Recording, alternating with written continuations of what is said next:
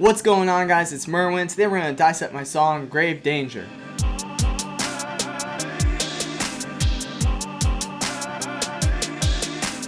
So if you guys haven't been watching the YouTube channel, we have our series Dissect, inspired by the podcast on Spotify, where I talk about some of the production, the lyrics, the backstory behind the music I make. Today we're going to be doing my song Grave Danger off of my new album, Strangers in the Dark. If you guys haven't listened to this song or the album yet, definitely encourage you guys to check that out. We got a link in the description. You can listen to this song right now. Definitely encourage you guys to do that, but you don't have to before watching the rest of the video. We're just going to get started today. So every episode of Dissect, we have 6 questions we ask about every song. We're just going to get straight into it. First question we ask is going to be, what's the heart behind the song? So for this song, Grave Danger, this is definitely one of the songs that thematically is super important to this album, and definitely has a more message, a theme or like an idea behind it. So for this song, Grave Danger, went through a couple another different title, which I'll probably talk about a little bit. But this title that I ended up going with, Grave Danger, I think really just kind of encapsulates this whole song's idea. So this song is really dealing with kind of our overarching humanity, a lot of kind of got some themes about talking about like death, and just like the culture that we're in, and like the climate, like society, different things like that, which we'll get into. But really just kind of the idea of this whole song is we're all in grave danger, we're all human, in the end everybody dies, kind of is the idea. So it kind of a little bit of wordplay with the title there of Grave Danger, a little bit with death and all that stuff. So this kind of idea, and again the heart behind the song, is kind of again trying to get people to understand and feel that shared humanity between everybody. I talk a lot, this song really does talk a lot about where we are at in our society and climate as a culture, especially like online and different things like that. So this song really is trying to get people to be more empathetic and just really reinforce that idea of we're all human. Like I said, there's a line in the song, in the end we're all in grave danger. And that's kind of the idea behind this song. And then reinforcing the whole theme of the album, Strangers in the Dark, which I've talked about, in past Dissect videos, of, everybody's got a story. Do you see it? Do you believe it? That kind of mean the whole message of this album. Just another way through this song to really reinforce that. So that's kind of the heart behind the song here. Moving on here, next question is going to be, what's your favorite part lyrically? So moving on here, next question is going to be, what's your favorite part lyrically? So for this song, I think there are really a couple different sections that I really like. If you listen to this song, kind of the sample plays. We got this cool like rock ballad sample, that I use for the hook, and then chop up for the rest of the song. If you haven't watched or you don't know, I have a deconstructed video for this song as well, where I show how I made the beat for this song. So definitely encourage you guys to check that out. But the very first words you hear me say on this song are going to be these opening lines, which are part of my favorite here. We're turning t-shirts to tombstones, another school shooting, then we move on. The sun sets, but the youth's gone, driving hearses to their new home. Born into madness, fatal attraction, like we're in love with death. Addicted to sadness, under the mattress, weapons to fight the stress. So those lines, like I said in the first question, this song really deals with a lot, talking to kind of the human experience that, we have right now in 2024 when this song comes out. 2023, what we see on the news, what we see on, social media, TikTok, Twitter, X or whatever it's called, all that stuff. So something that I was thinking about a little bit while I'm writing this song, trying to speak into that, kind of what we see on the news and what is surrounding us, in the media, all that stuff. I was thinking about school shootings a little bit, just being a younger person. I know a lot of people in college, high school, all that stuff. So thankfully I don't believe while I was writing this there was one that happened.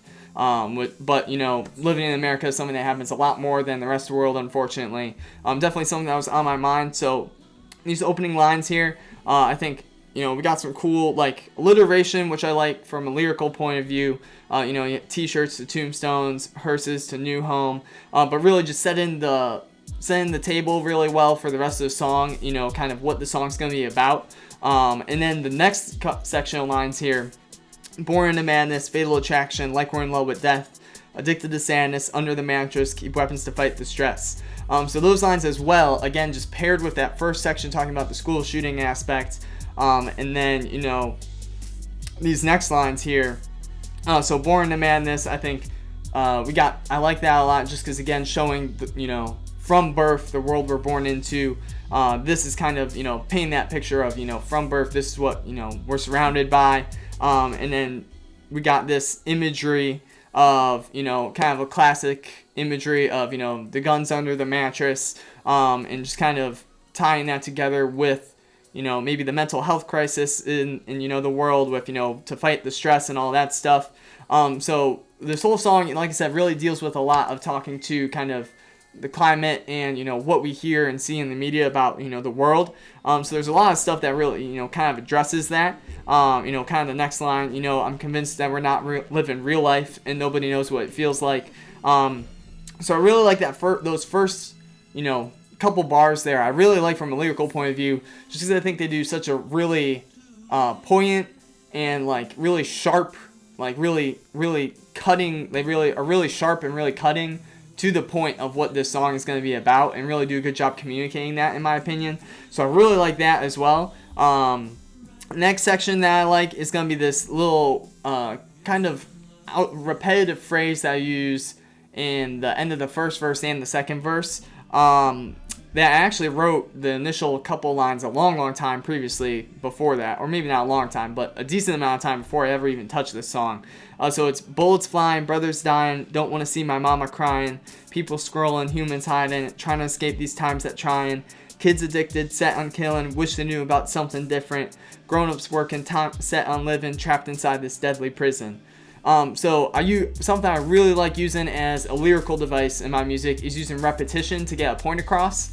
So something I do in this song that I've done in previous songs before similarly is I take this phrase that I just said, and then the second verse, I end that verse by kind of flip it a little bit where, I end it in a little more positive light. Same thing with the whole second verse is trying to, first verse kind of sets the table of, this is what the world we live in. Second verse trying to flip it and be like, but we can make a difference. We can do something about it. So kind of trying to flip that. And I think doing that repetition really helps bring that message across. And then, so it's basically the same thing in the second verse. I just change a couple of words, maybe change a line or two just to help get that message across. So I really like that section just because I think it does, again, a really good job of communicating the message of both, A, the world we live in, and B, of also helping reinforce the, we can make a difference in the world still despite what all is going on around us. So I really like those sections, and I think it's cool because it's got a really cool rhythm from like an artistic point of view, or at least a different rhythm, where it's kind of like dun-dun-dun, kind of just a little different. I also, like I mentioned before, the line bullets flying, brothers dying, don't want to see my mama crying was a line that I had in my notes for a long time, probably like at least I was just thinking about it probably like a year before I wrote this song. So again, always cool to pick up those pieces that maybe didn't really have a home and then bring them into the song and find a use for them. So again, I think those are probably my favorite parts lyrically, those opening bars and that repetition part that I have at the end of each of my verses. Moving on to the next question here, what's your favorite part musically? I think my favorite parts musically we're going to probably lock in on a couple moments here actually, as opposed to like parts of the song. So I really like the sample for the hook. I like how it builds really well. But I also really like how it drops out right before each verse. So, it like kind of has like this like echo and then reverb, or like reverse thing I did. And it drops out and just, kind of like there's silence. And then the beat comes in for verse 1, verse 2. So I really like that moment. And then another moment I really like as well, kind of feeding off that. If you listen to the song and, or if you watch the deconstructed for this song, you'll know the first verse, is kind of like the sample's pitched down and chopped. Second verse, I pitch it up and chop it, which again is something I've done, like kind of that, two sides of the coin idea with the sample I've done before, and I always like doing.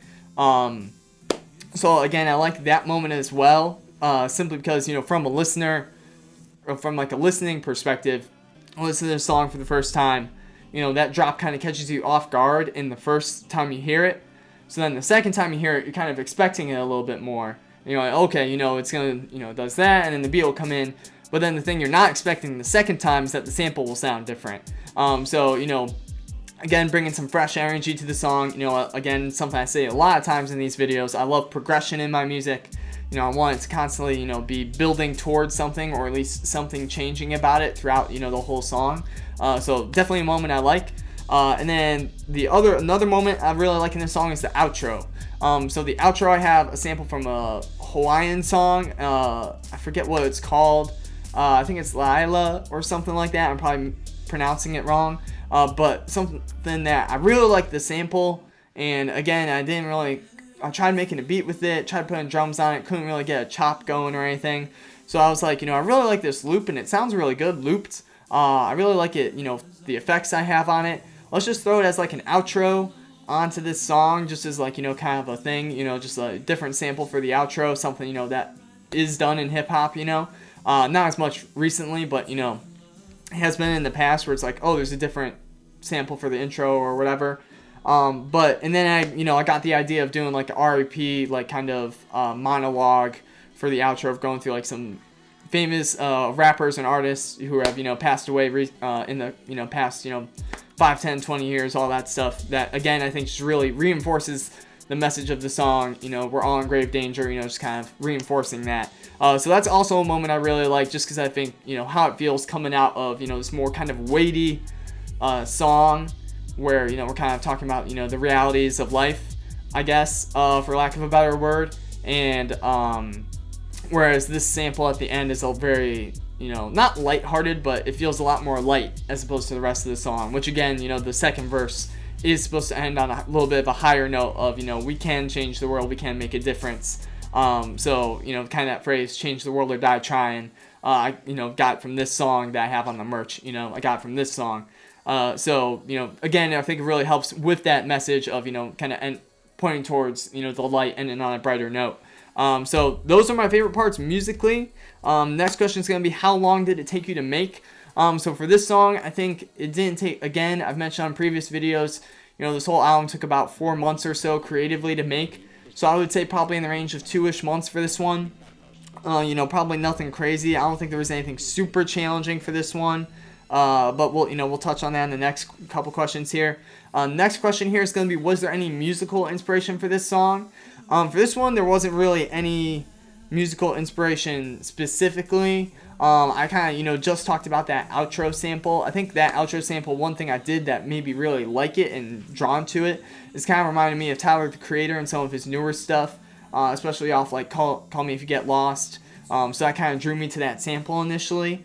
The other thing I will say as far as inspiration is just the idea behind the production of, chopping it and pitching it down, and then on the second verse, chopping it and pitching it up. One of the very first rap songs, or songs period, that I ever like recorded and made, and like, I didn't show this to very many people, but I showed like a couple people, was called Come Back Home. And I did that idea of, pitching it down on the first verse and then pitching it up on the second verse, but doing the same sample chop. So I've always thought that idea was cool, and I liked that song, the beat and stuff. So I always thought that idea was cool. So I wanted to kind of take that idea and put it into this song, one that like I can actually release and clear the sample and all that stuff. So that also kind of inspired the production behind this song. Was that very first song I made, which again is always cool to be able to pull from different years and different elements of stuff that I've made in the past that maybe necessarily won't see the light of day, but I'll be able to take things and elements from it. So that's it for that question. Last question here is going to be, what was the hardest part of making this song? I think the hardest parts of making this song were, I had to do a little bit of work getting the sample in time for the chops, especially with the processing I have with the pitch on it. I had to do a little bit where like the pitch was pitching it up was affecting it, the timing and things like that of that nature. So that was a little bit difficult, but once I got it, it was like, all right, we're good, we're locked in.